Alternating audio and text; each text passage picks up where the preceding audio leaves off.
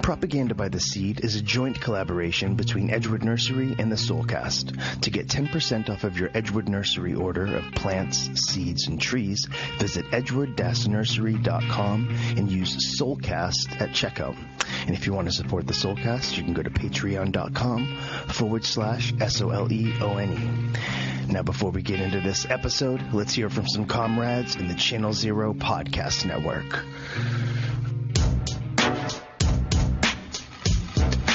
Ransom notes. Anarchist and anti-authoritarian music podcast. That's going to come out every month. Ransom what? Ransom notes. Ransom. So what's your ultimate goal, I guess, in this? We out for the proletariat. Rising up against the oppressor. The attitude that you see in hip-hop. Let me give you a sample of some of the lyrics that had some of the older ladies among the stockholders white with dismay. Go to ransomnoteshide.libsyn.com. Or get them from the Channel Zero Network.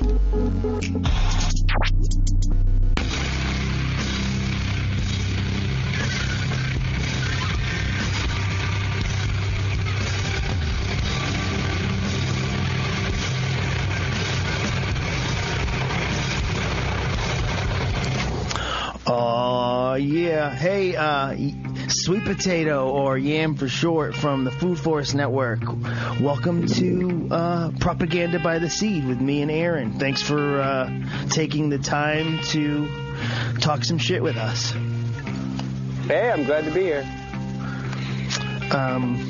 Yeah, so basically, I've been looking at a lot of the stuff you've been doing on social media, and I've been engaging with you on in a couple different mediums and stuff, and it seems like you got tons of cool stuff that you're doing and working on.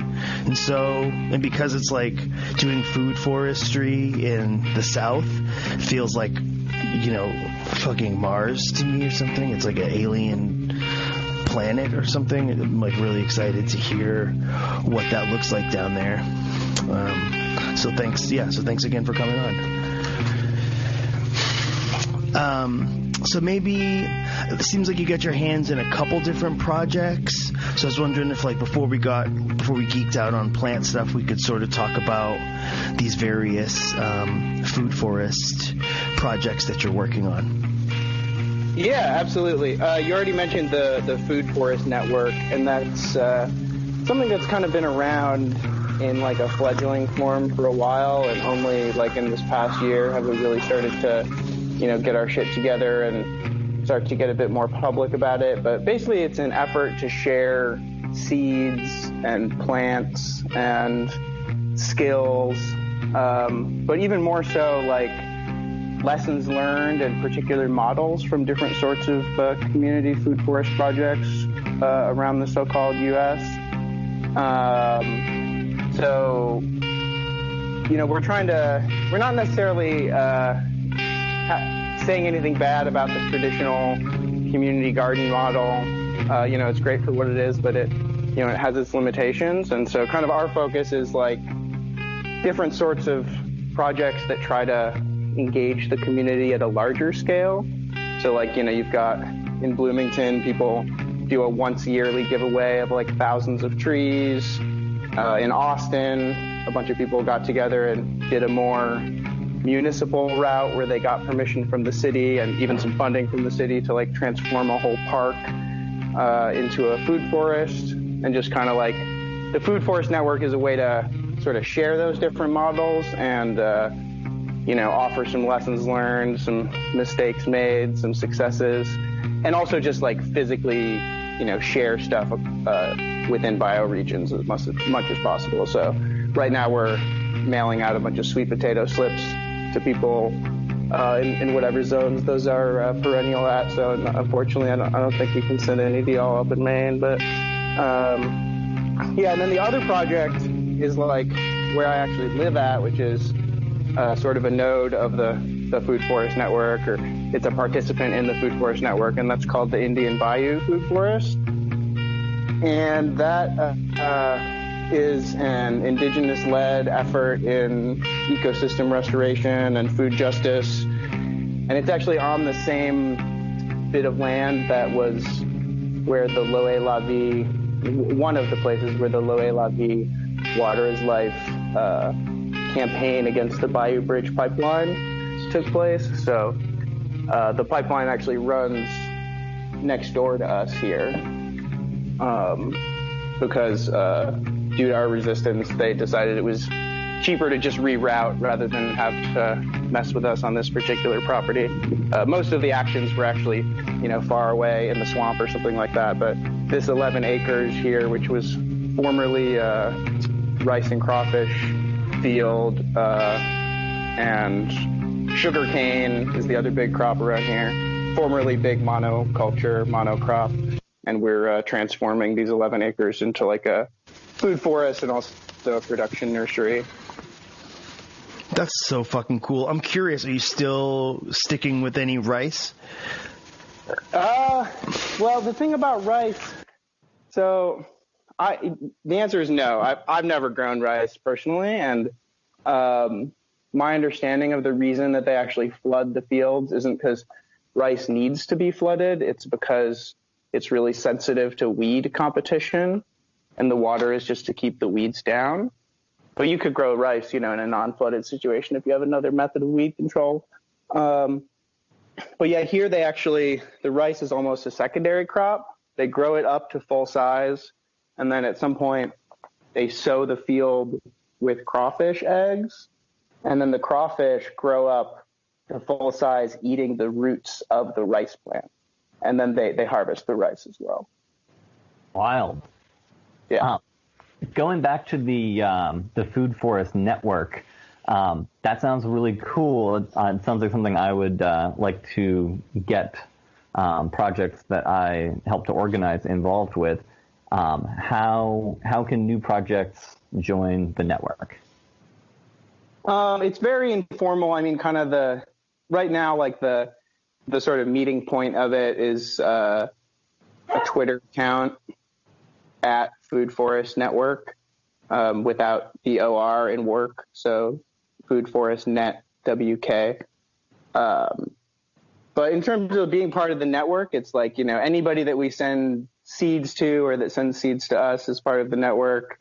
More formally, definitely like anybody who is down to have their project featured. Like, I guess you have like a big public food forest that you were a part of. Where was that? Y'all built that? So that's Mount Joy Orchard, and it's in Portland, Maine. Yeah, I've heard a lot about that. So yeah, I mean, that would be something if y'all would want to be featured as like one of the possible models of a food forest. Yeah, any sort of materials y'all have or stories or photos or anything, we'd love to put it out there. Yeah, definitely. I will. I'll be in touch. And it would be too, because like a lot of the other nodes are in other parts of the country, and so if somebody contacts us and they're in the Midwest, we can direct them to somebody there, but we don't really have many that far in the Northeast yet. Cool. Well, I think we'd probably like to be involved and be a node for the Northeast. Oh, that's great. Yeah, and just to be clear, I'm not a part of that. So when he's saying we, it's those folks. Yeah, me and the other Mount Joy organizers. Yeah, Mount Joy is definitely impressive. It's I don't know, how many trees are there? Like 100,000? I wish it was 100,000. That's a little over 100. Hell yeah. Sweet potato, it's so funny that you mentioned crawfish because, like, even though I'm vegan or whatever, I was like, fuck, like, it would be, like, I was trying to imagine, like, if crawfish played a role in, like, permaculture food forest design down there. Well, I don't know. That's a great, like, they are here on our land. Like, when it's crawfish season, like, and we dig a hole, like, there's a good chance there will be a crawfish in there. But it's like they're at like kind of just like a wild population level. So it's like, what are you going to do trying to eat like 5 crawfish, But what people do around here is you wait until it rains, like a really heavy rain, and you go out to some of the back roads where it's just like crawfish field on one side, crawfish field on the other side. And when the rain is high enough that there's just like kind of water sheeting across the road, the crawfish just like cross the road by the thousands. And people just go out with big plastic totes and just, I mean, they're free game at that point. You know, you just fill them up. And again, I don't eat crawfish. I would love to be able to eat bugs. It's like something I'm trying to work on, you know, as like being able to like make a use of all the different yields we have, but definitely not something I can do. So you consider crawfish to be a bug? Yeah, I mean, a lot of people probably are not gonna like to hear that, but I just like. Wow, spoken like a real Yankee. I just can't. Like, I used to be a vegetarian for like a long time, and something about just like cracking the limbs off, I just can't do it. No, I respect that. I'm vegan, so I feel it. Well, so I'm curious, like when you were talking about like models, are you looking at mainly like when you say models, do you mean that in like a broad term, or like organizing models, or are you also looking at like various like designs and like concepts of farms, like, or are you mainly? I'd say a little more on the organizing side, because it's like there's just too much variation in like both ecosystems and also like what people are actually trying to get out of a farm in a local situation, and just there's already so much material on that already. But I guess like what we're focused on is like sort of, you know, newer or more novel approaches to like trying to transform one's community by like, you know, it's the end goal. We kind of all agree what the end goal is. Like, we want to have no more lawns, right? No more lawns. Lawns should all be food forests, or, you know, maybe there are some lawns for people to hang out on, but like mostly we should get rid of all the lawns. We should be transforming as much agricultural land that's monoculture into, you know, other forms of growing. But it's like, how do we actually get to that point where, and we also want a larger percentage of people to actually know how to grow food. And it's like, how do we get to that point? And the biggest model people have had for the longest time is just like, we're going to have one empty lot, or like one big garden, or one community farm. And people are going to come there and like, you know, maybe they work in the farm and they take some veggies home or something. But there's all these limitations where it's like a lot of the people who really need access to that are people who like work so much that they will just not have time to garden. You know, there's just not going to happen. They're not going to have the time. I mean, nowadays things are changing a little bit because of the unemployment. But so like a model that I think is pretty interesting is like what we did in East Texas in Nacogdoches. And in that context, that's a place where like you can both be low income and own your home and have a huge yard. You know, there's like very depressed areas that like property value is like rock bottom. You know, people got a huge lawn. And like there's very little gardening happening. You know, the town has sort of a culture of aesthetic gardening, or like there's like garden clubs and a lot of like nice botanical gardens, but like not a lot of people growing food. And so the model we used there was just going door to door in low income neighborhoods and offering to put in a free garden for people with fruit trees and perennial herbs and medicinal herbs, and then annuals as well. And then we also would go back every week or so and maintain all of the gardens, and then divvy up the produce, so that if one person had a shady yard that couldn't grow peppers, and another person had a yard that was producing way more hot peppers than they could ever eat, then we were able to kind of even out all those differences and be sharing food with everybody.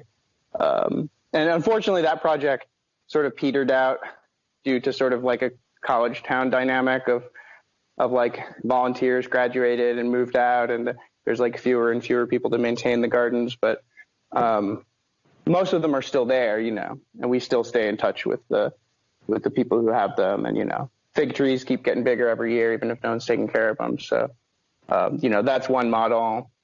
And yeah, we try to explore just different kinds of variations, and also just a framework for looking at your community. And like to get to that point in Nacogdoches, we looked at census data, and we looked at racial segregation and economic situation, and home ownership and like, tried to choose neighborhoods where we would be working like more with like Black homeowners, for example, than people who were renting. And we were, as much as it'd be nice to give them a garden, it is going to be a complicated situation with the landlord, though we were also willing to advocate for people with their landlord if necessary. And we would, have resources for that. Damn, that's fucking really cool. I'm curious, like for the crew of people who were doing it, like I know some people who do this kind of gardening where they're using other people's property, like they'll split up they're like, okay, I'll grow and maintain food on your property, but you give me half and you keep the other half. Like, were you also distributing that food to like the volunteers, and were y'all getting food out of it as well, or was it all going to the communities? There was definitely plenty for the volunteers. I mean, we didn't have a ton of volunteers. It was probably like three hardcore people, and then a dozen people who, would show up more or less often, and then, occasionally we would like have large events where there'd be some like college credit volunteer day, and like you get the opportunity to try to harness like 50 college students for an hour or something. We were mostly able to bring a pretty nice harvest around to everybody pretty consistently during the harvest season. I think ultimately, like that model, what we learned was like there's a real limitation on just how many gardens, you can maintain with a certain number of volunteers, obviously. And I think if we were going to do it again, we would reduce the number of species or crops that we were planting and focus on, we were already trying to focus on like high yield, low maintenance, but like, I think we would have pared down a little bit more. What would be the high maintenance, high yield, low maintenance stuff that you would have centered more for that particular project?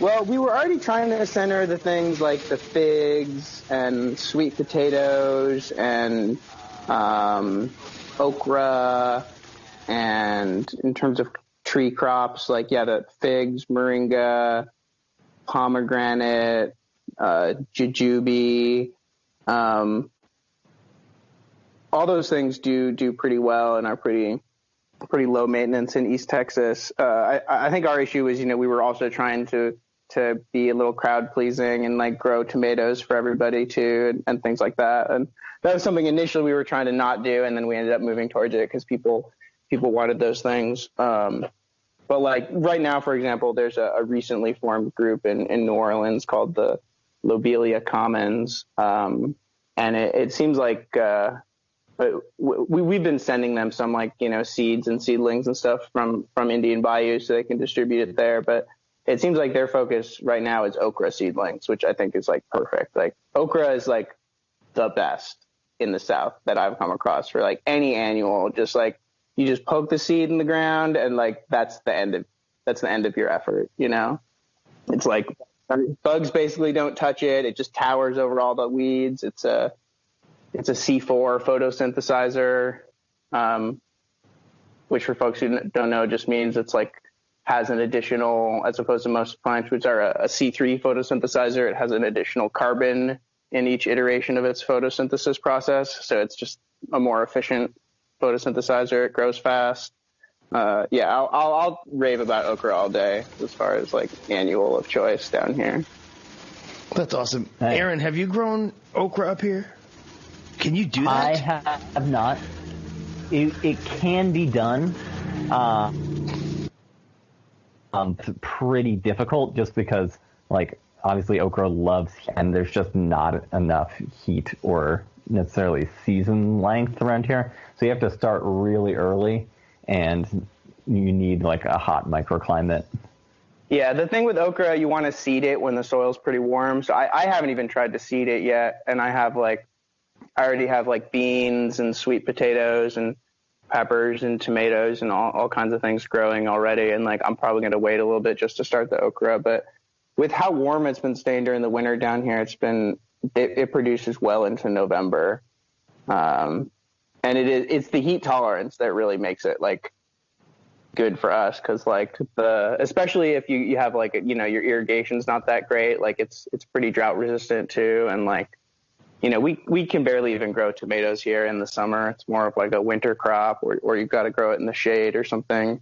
That's so funny compared to here where like you need to really grow tomatoes, you know, ideally you want them like under plastic in the hottest part of the summer. Yeah, they just wilt so quick here. Yeah. And also all the greens, like all the brassicas, like, you know, like a lot of the cabbages, broccoli, bok choy. I don't know if bok choy is a brassica, but like all that stuff is winter greens here. Like we grow those during the winter, and then like already like about 2-3 weeks ago, like the temperature hits a certain point and the bugs come out and they like, you have like a 4-foot tall plant and it just like disappears in a week. The bugs just devour everything. Wow. Even it's a chance to bolt sometimes, it seems like. But the kale is still going strong. The kales have a tendency to go perennial, even like non-perennial varieties here.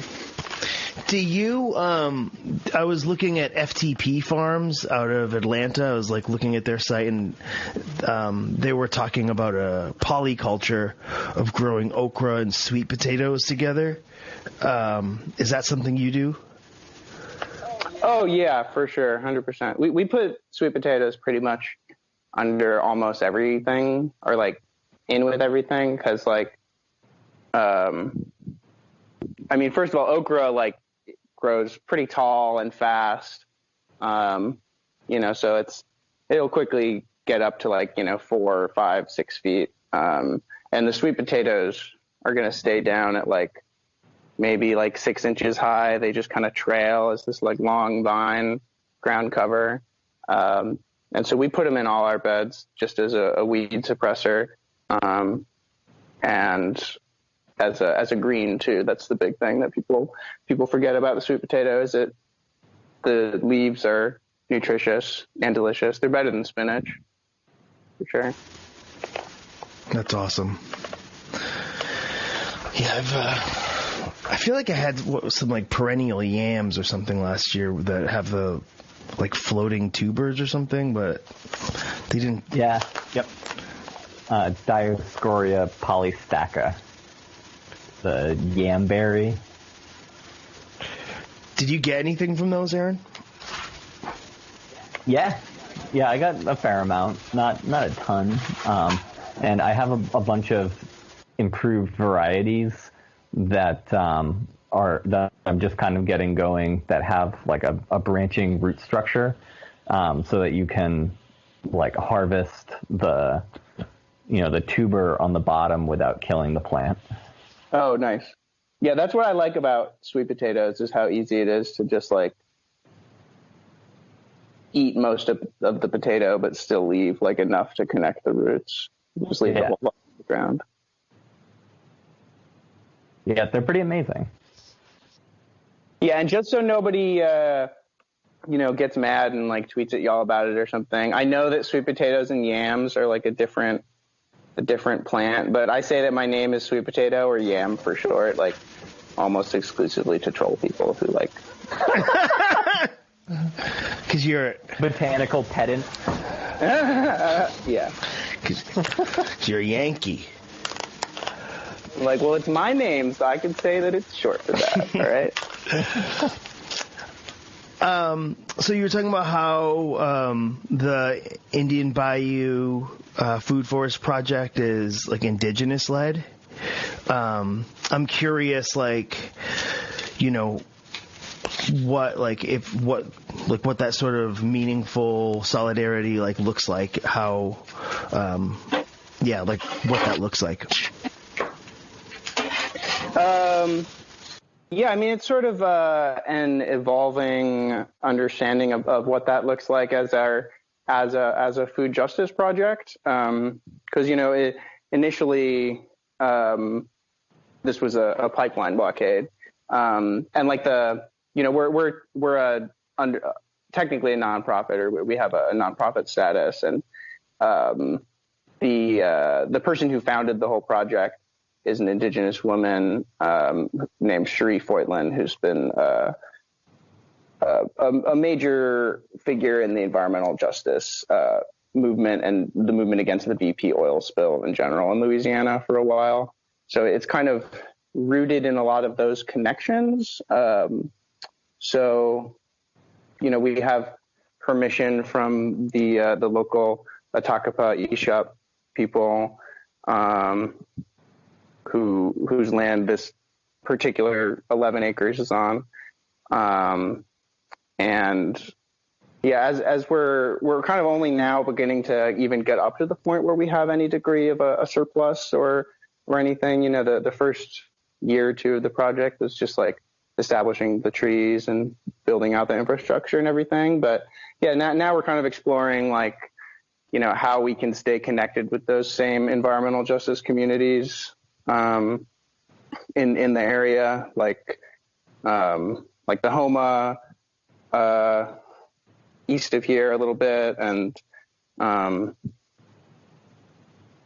as well as Black communities around the refineries, like the St. James community. We have a pretty long connection with them because that's where the pipeline ends, and we'll be looking to do some sort of collaborations with the grassroots groups that are there moving forward. That's awesome. It sounds like just like, again, like anytime I'm looking at like permaculture stuff on Instagram, it's always like throwing me up stuff from all these like tropical environments, and I'm always like so frustrated because I'm like, fuck, I wish I could grow that here, I know, it's even for us because it's like the whole Instagram we have is just all these like amazing like tropical fruits from Thailand or something that we could never grow here. But I'm curious. There's like videos of people like cutting it open. It looks so good. Oh, I know. Makes me want to get a greenhouse, which is just like would be the most insane thing to put here. It's like we don't need a greenhouse. You could simulate the Sahara or whatever. You could grow. Greenhouse for the winter and shade house for the summer. Could do double duty. What are some of your favorite plants to grow down there? Well, I already hyped the sweet potato, obviously, enough. I think the other one that I often do as like a little bit of a polyculture with that, and has sort of traditionally been grown in a polyculture with sweet potatoes in Africa, is the Moringa tree. Y'all know about Moringa? You've probably heard enough about it. No, I mean, I actually, everything I've learned about Moringa, I've learned about it from you and Aaron, and I don't think most people know about Moringa, so please talk about it. It seems like an exciting and amazing plant. Yeah, it's hard to tell now how many people have heard about it because it's like starting to pop up in like the supplement section of like, Whole Foods or like even Walmart. Sometimes you'll see like a little Moringa supplement or Moringa tea or something, but basically it's a subtropical tree from the genus is from both Africa and the Indian subcontinent. The particular species that is cultivated all around the world is the Moringa oleifera, and that is from India. All the other species in the genus are similar in that the whole tree is edible, and they have like an incredibly long history of like human use or cultivation possibly. But yeah, the Moringa has been cultivated throughout the tropics and subtropics for several hundred years now, to the point that there's like lots and lots of different names for it, like, different names in Spanish and different Spanish speaking countries. And it's been used in Southeast Asia for a while, and everybody kind of uses it differently. Like, at least from my research, it seems like in Africa, a lot of it now is for leaf production, either as an animal feed or as like a vitamin and protein supplement for people, because the leaves of the Moringa tree are a complete protein, which is amazing.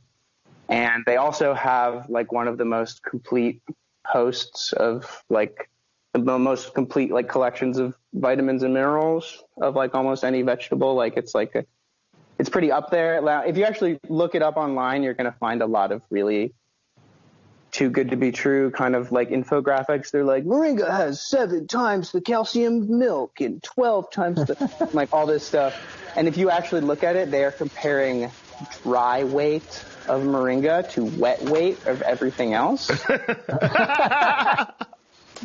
If you do that with literally the same thing, dried milk has 12 times more calcium than hydrated milk, you know? But if you actually do the math properly, like, it's still impressive. Like, it still either has more of those things than most of the things it's comparing to, or like comparable, you know, it's like as much beta carotene as carrots or blah, blah, blah.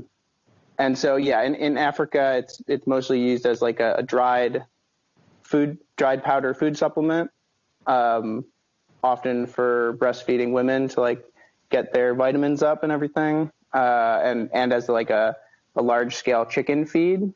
In Cuba now, I know they're expanding the use of both coppice moringa and mulberry as animal feed and for human food. In Southeast Asia, the more common like grocery store crop from the moringa is actually like the fresh tips of the moringa, like the trunk. Once the trunk or the branches get woody enough, they're not really edible anymore.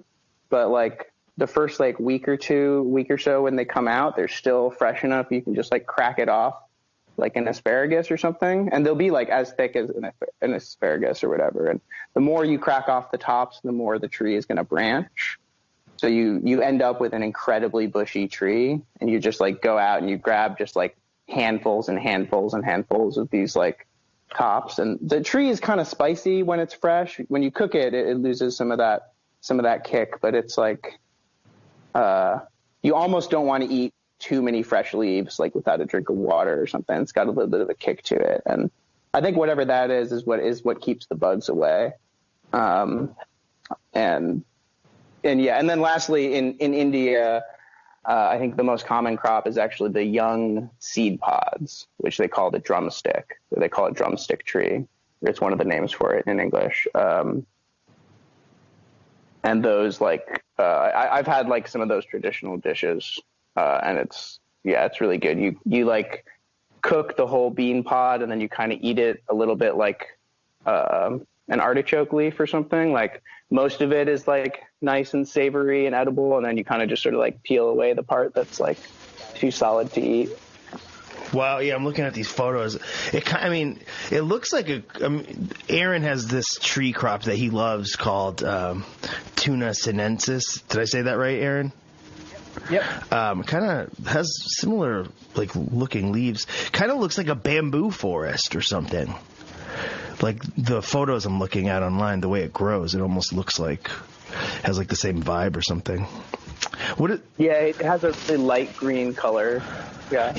And when you say it's like spicy, you mean like arugula or something, or what does it taste like? Kind of like it's a little bit. People call it horseradish tree. The root itself has a very, very strong kind of like horseradishy kind of bite to it, and the root is a really powerful anti-inflammatory, and it's an abortifacient. Like it causes abortions, but at higher doses, like the same action that's causing the abortion can also cause like excessive bleeding and death. So the root is not something I've ever fucked with in terms of giving people medicinally. But it's not like you eat a little bit and something bad's going to happen. Like it is also it has a culinary use traditionally in India. Like there is like a little bit of a spicy paste that's made with the root, and obviously like you're not going to eat a ton of it. It's just like a condiment. Yeah. Sorry, wait, what was your original question? I think I got a little bit off track. What does it taste? Yeah. Yeah, it's kind of hard to describe. Like, if you cook it, it's got like a real nice kind of savoriness to it. It's good in soups. It's nice fried. And you can tell that there's protein in the leaves and the stalks. Like, when you're eating it, it just really feels more filling. Like the leaf, there's more resistance to the leaf than a lot of like, you know, things like, it's not like biting into like a super soft spinach or something like that. And yeah, there's like a real kind of like, you know, spicy little kick to it. Like one time I ate a whole mouthful of them and then like didn't have any water to wash it down with. And it was like making me cough because it was kind of like swelling, like burning my throat a bit. That's awesome. Yeah, Aaron, you have some friends who was growing it in just greenhouses, right? Yeah, my friend Max grew a bunch of moringa in an unheated hoop house. The season might have started off with that space being heated for seedlings. And he was kind of using it as like, you know, a crop in itself, but also to shade turmeric and maybe ginger in there too, like in a hoop house polyculture. Yeah, it's amazing how fast it grows. Yeah, even in Maine, they were like 7+ feet tall in a single season from seed. Yeah, in East Texas or Louisiana where I've grown them, like you can go from a seed to like 20 feet tall in one season with good conditions. Oh my God, that's crazy. And then, and the other thing is like, there was one that like my friend grew in Houston. It fell over in Hurricane Harvey, like a big 20-foot tall moringa. And then it sprouted new moringa everywhere along that 20-foot. Wow. And the other thing is crazy. It's a caudiciform tree. Just to like really nerd out a little bit, it's like the same. It has the same trunk shape as like a baobab. Wait, how do you spell that? How do you spell that?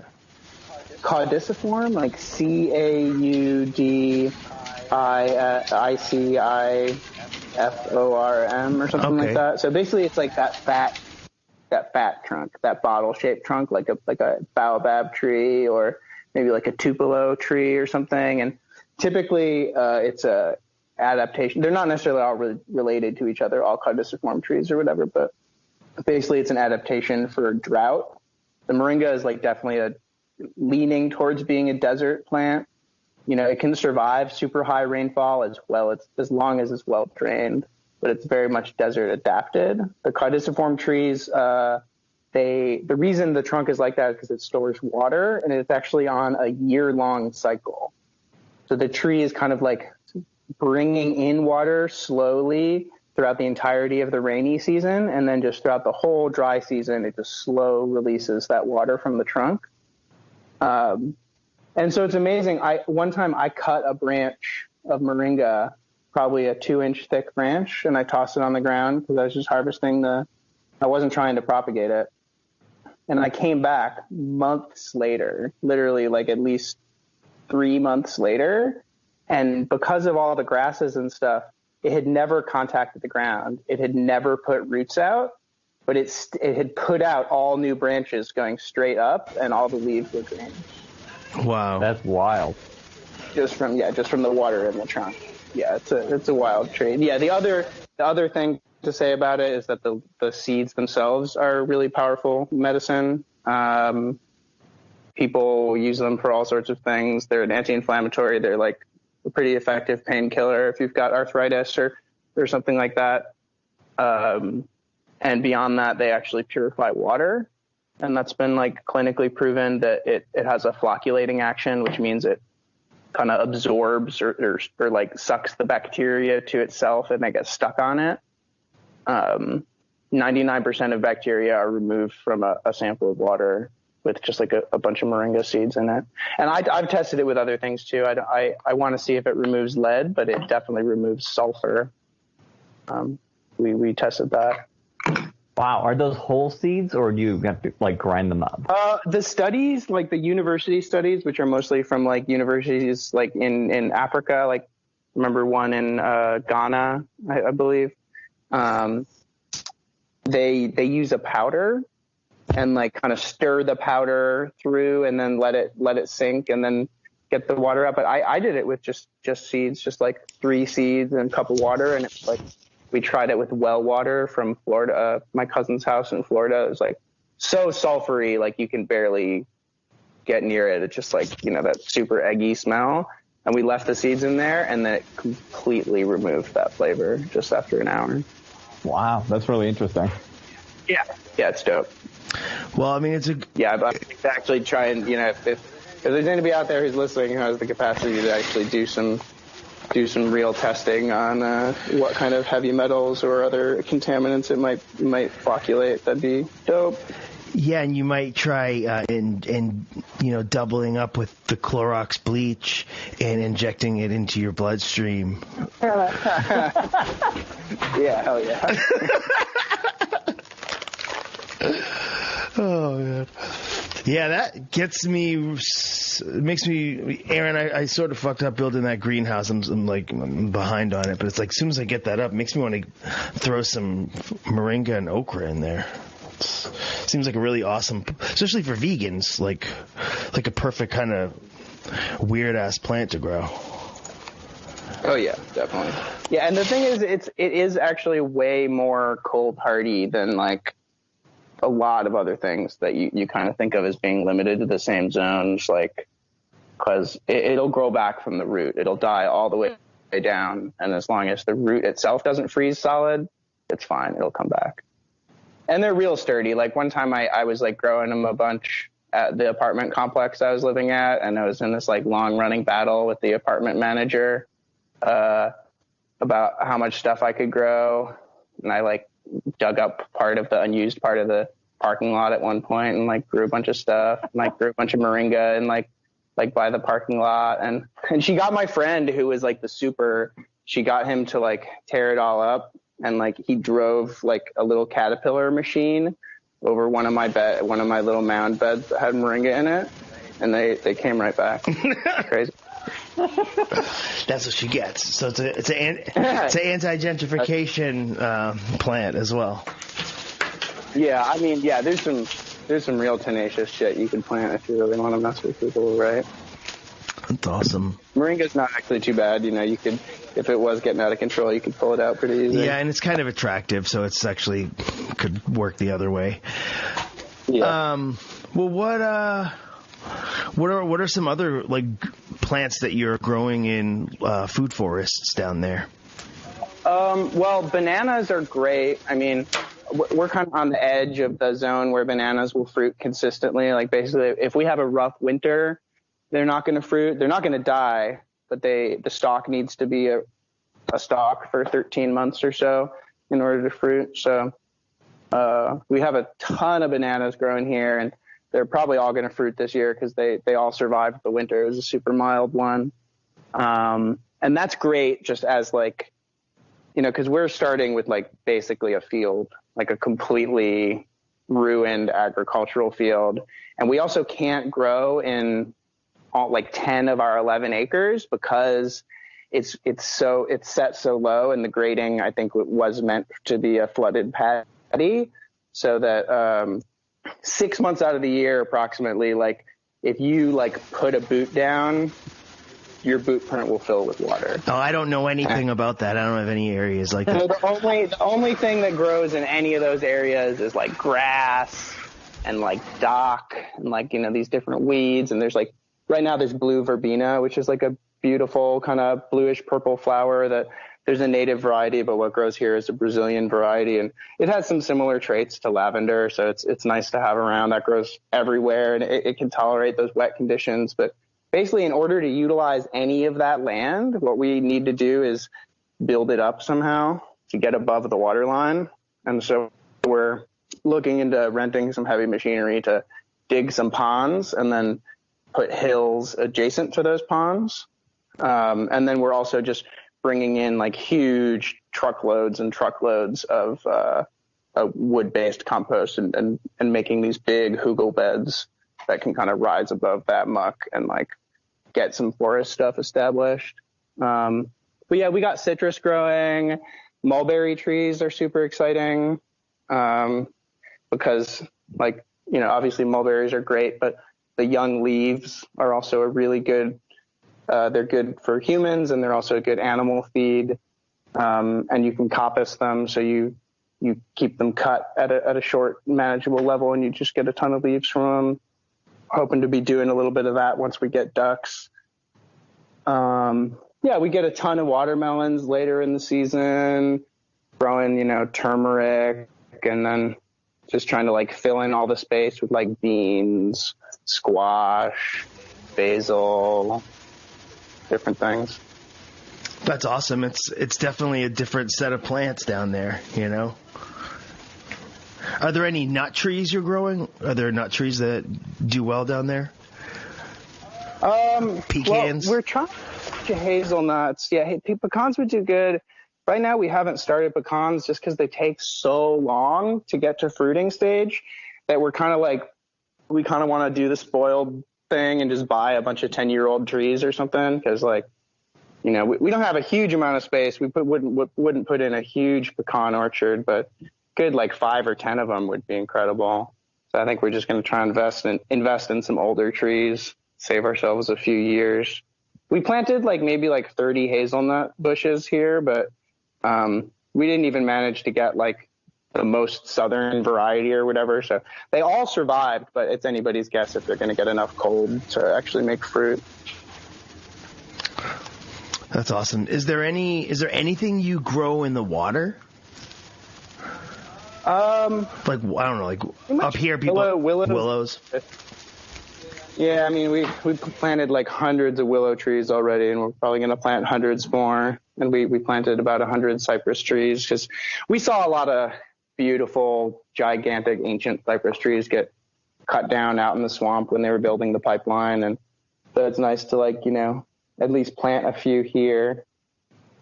In fact, this is a little bit of a tangent, but on the pipeline route throughout the whole swamp, only one tree was deemed old growth enough to be not marked for slaughter or whatever. That was the thing that the liberals won. They got the company to agree to not kill that one tree. God. That's awful. Yeah.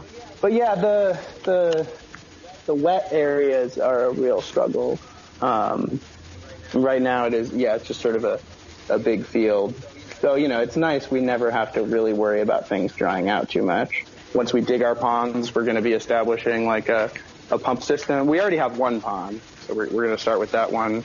It's probably about 1 million gallons. It's got catfish and bass and bluegill in it right now.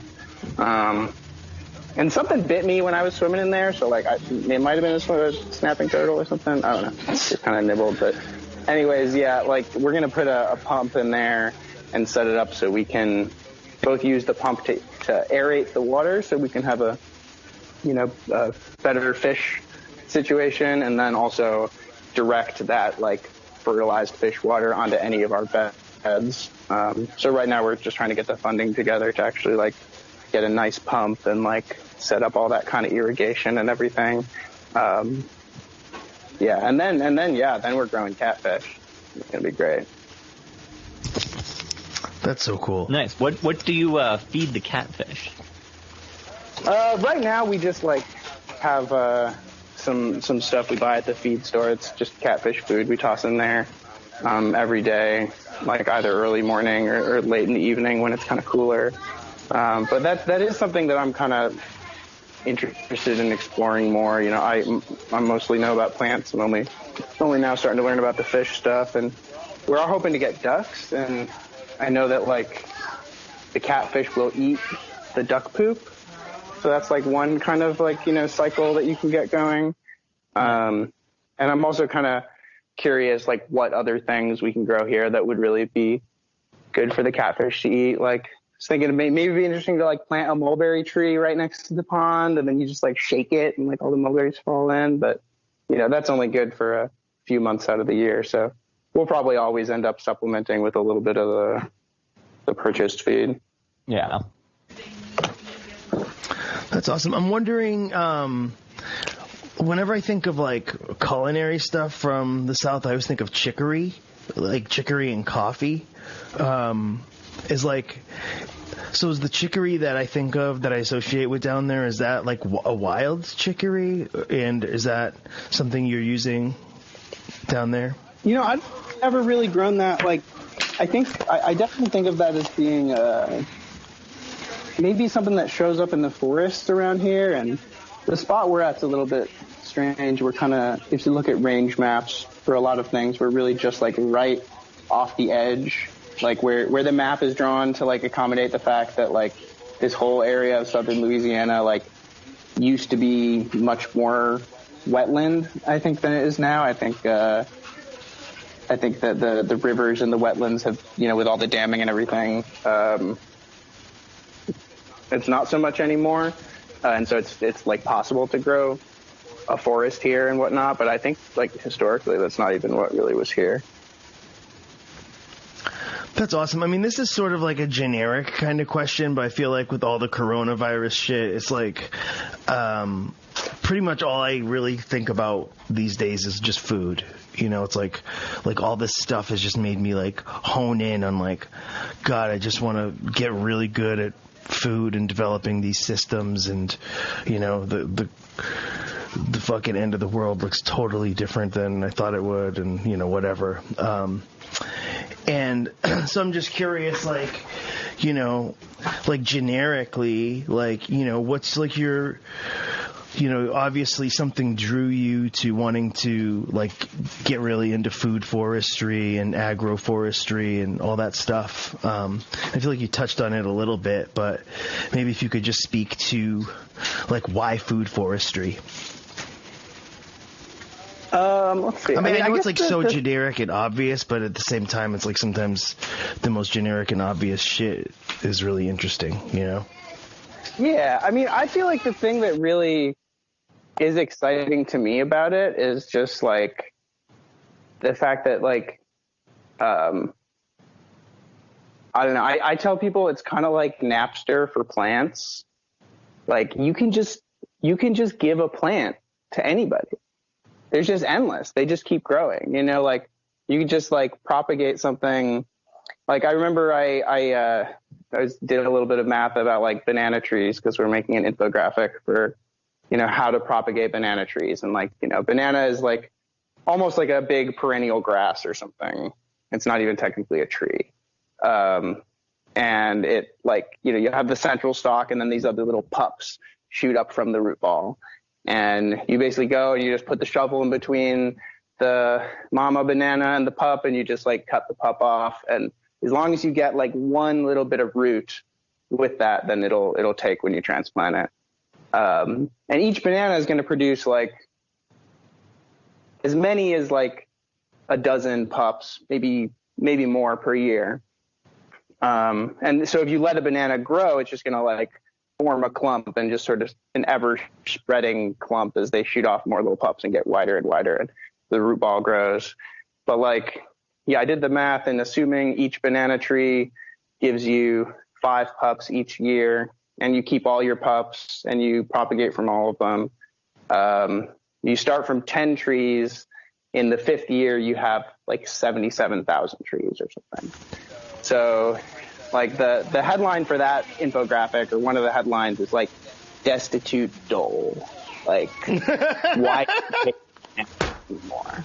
It doesn't make sense to me. Like, and living in East Texas, I lived in East Texas for a while, and it was like figs grow so easy there. Like literally you cut a branch from a fig, you stick it in the mud, you walk away, it's a fig tree. You basically don't have to do anything else as long as you time it with a good rain. And there are huge fig trees in East Texas, on some fucking ranch or some family's bougie property or whatever. Yeah, there's giant fig trees, but they're not everywhere. It's like, why aren't they everywhere? Like, obviously figs aren't native to North America, but like they were introduced, hundreds and hundreds of years ago. And yeah, people in East Texas were too busy clear cutting everything and murdering people and, overgrazing everything with a bajillion cows to get rich and drilling for oil and fracking and everything. So nobody ever got around to just like making a million fig trees. But like really, at least those 2 crops, like we could grow easily enough in people's front yards in the American South to produce enough of those for everybody in the entire nation, And like the transformative power of that, I feel like is very enticing to me. You're making the subtropics sound pretty nice. There's nothing around here that I can think of that grows quite that easily.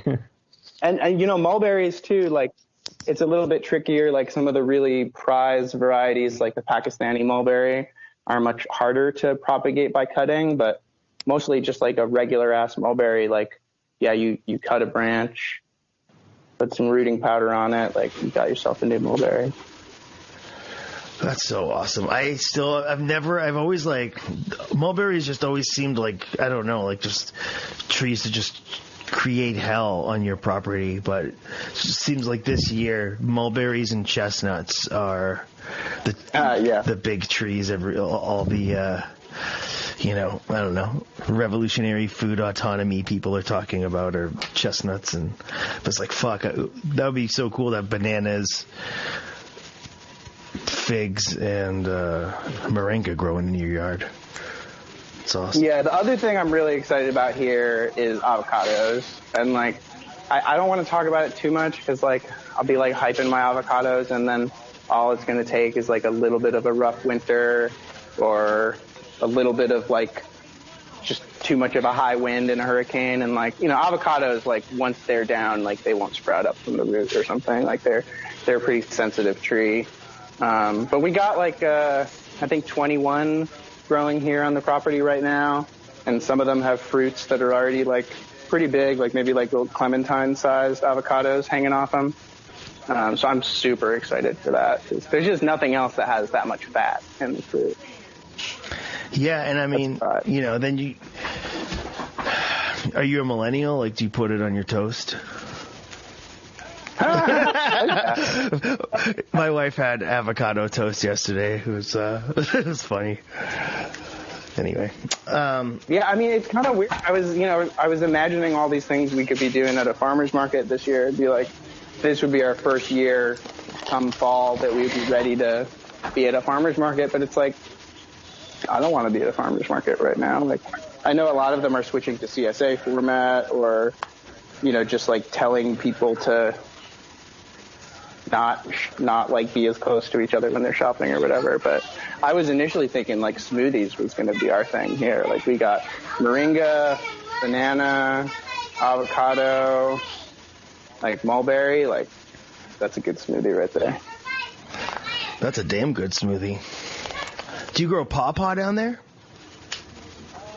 We are kind of potentially at like I think we're beyond the natural range of the pawpaw just by like 50 miles or something, just because of like I said, the wetland situation here historically. But like, I'm growing like a bunch of them.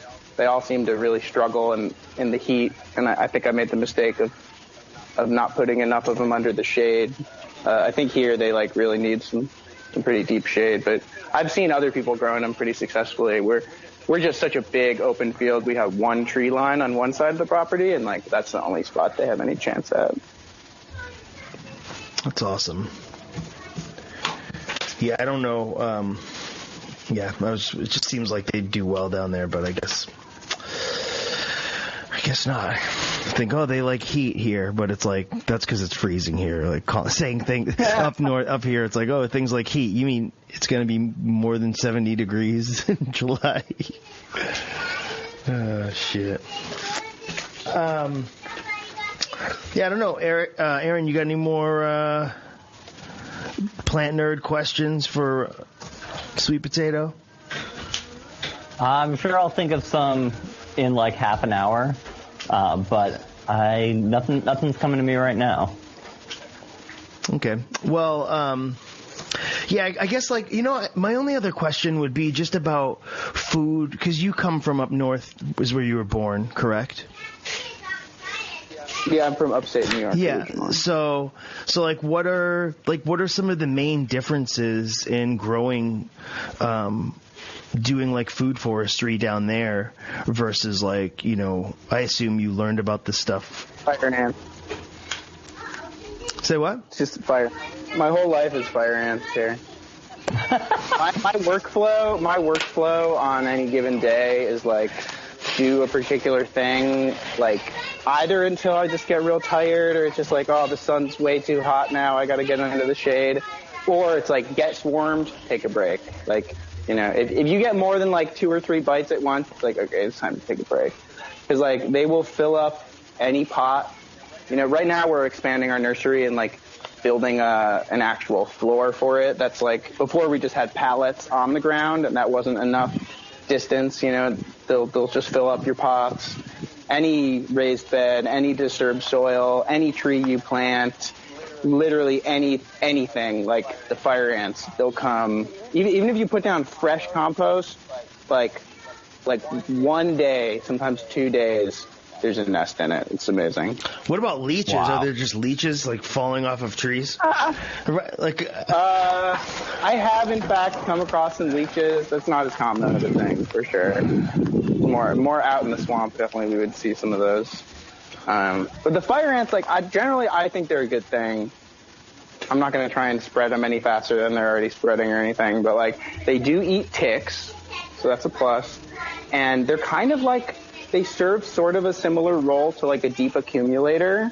Like they burrow down so far and they bring up soil from so far down that like they actually do a really great job of mixing my hugel beds for me and like mixing the underlying clay into the hugel bed.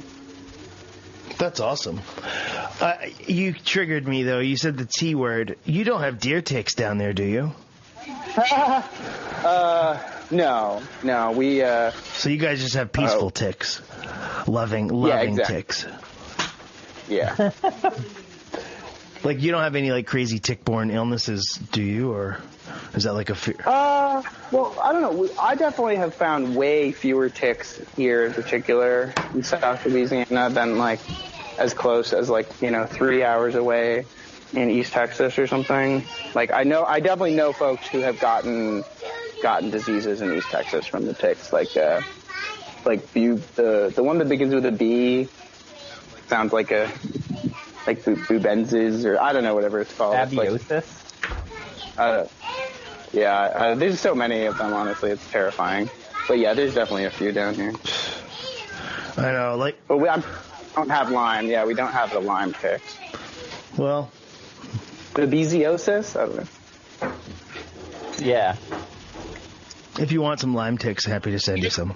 They're really the worst. The other thing that's almost as bad, I honestly hate them almost as much as I hate the ticks, is the fleas. Like we just have fleas that are just in the grass here a certain time of year. Yeah, keep talking about all the shit that sucks about it, because it's like it's still freezing cold here, so I'd like to get off the phone feeling good. So thank you for. And also the mosquitoes are pretty unreal here. Like I definitely want to encourage everybody to still come visit. Like especially like we need our snowbirds. Like we've already had some really great relationships with like people at other farm projects. You don't have that much going on during the winter. Winter's like one of our biggest times to plant trees and clear things and start new beds and stuff. And like winter is also the time when you don't have that many mosquitoes here. But like in the summer, like it is like one of the worst places ever for mosquitoes. Even like deep out in the Atchafalaya Basin, like where we were mostly fighting the pipeline, like which it's like the largest swamp in North America. It's this like vast area that has no roads, completely like all the waterways changed. So like you can't even look at like a paper map. You have to look at Google Maps. And out there, like the ecosystem is just healthier.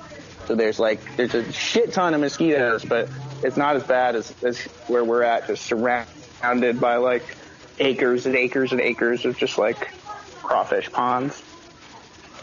What about? But yeah, everybody will come visit. I'm not. We definitely. We need our snowbirds. We love y'all. What about gators? Oh yeah. The gators are great. Yeah, love our gators too. Do you have them? Do you have them like in your like?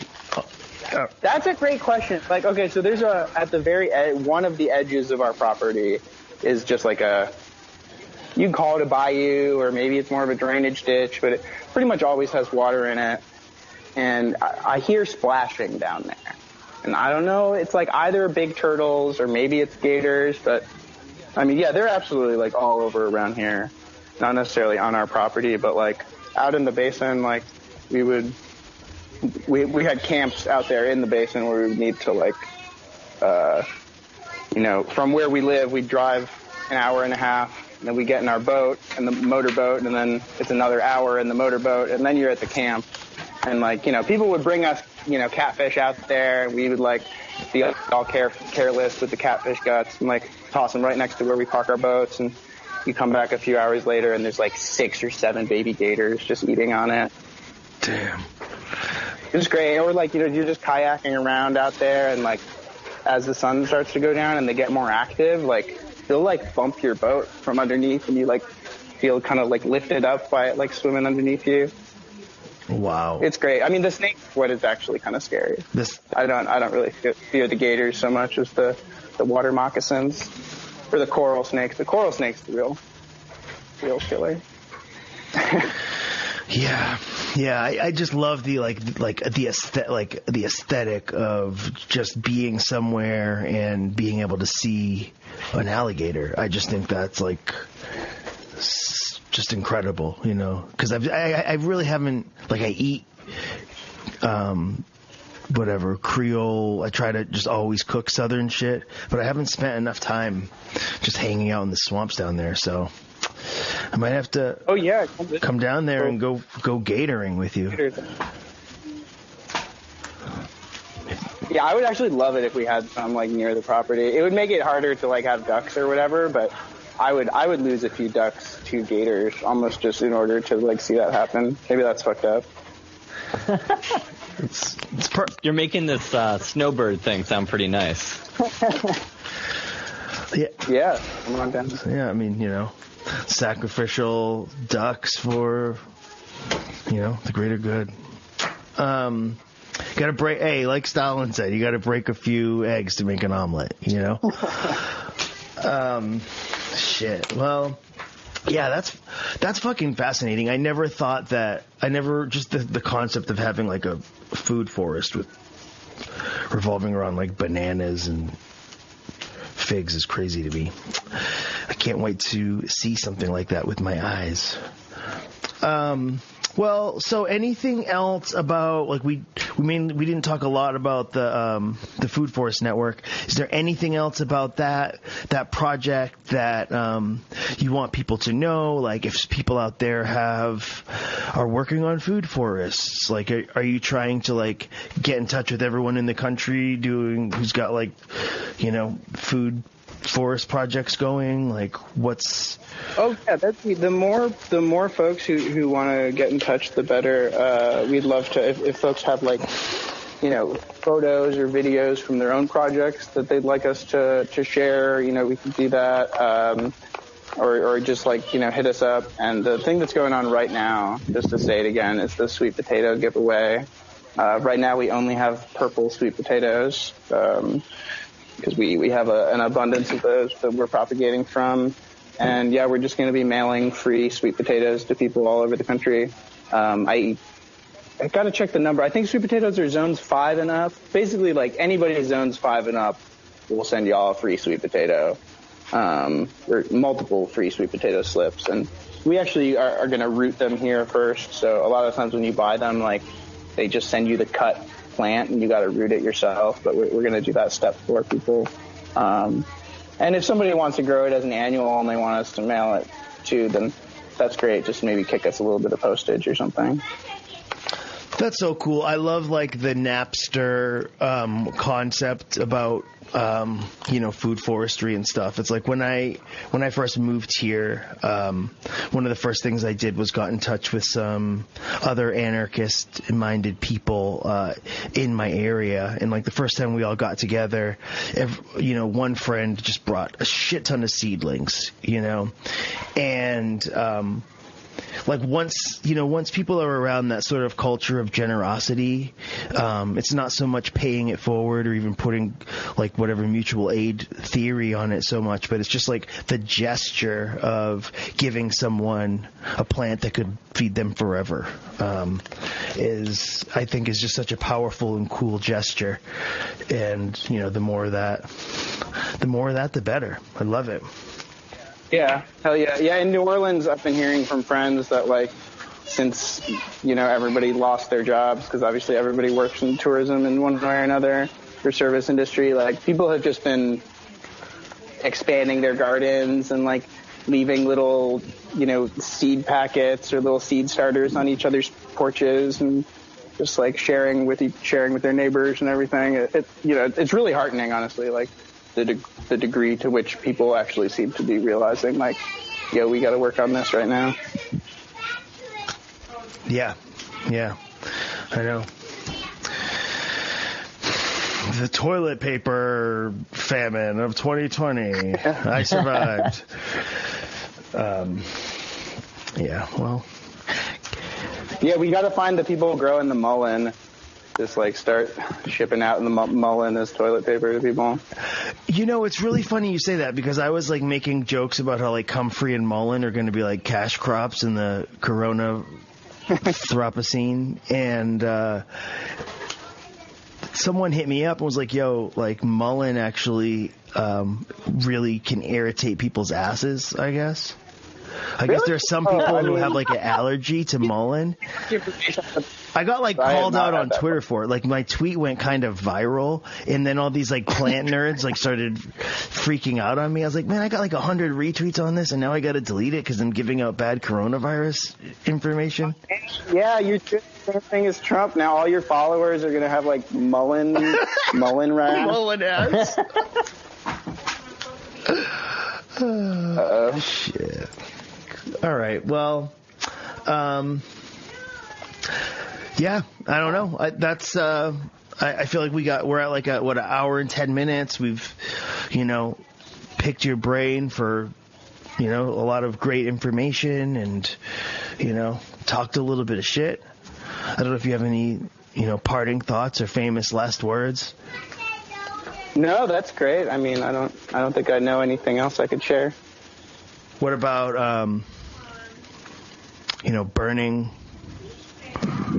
burning, what's that shit called when you burn fire cleaning or whatever? Controlled burns? Controlled burns. You're not doing a controlled burn, that's for sure.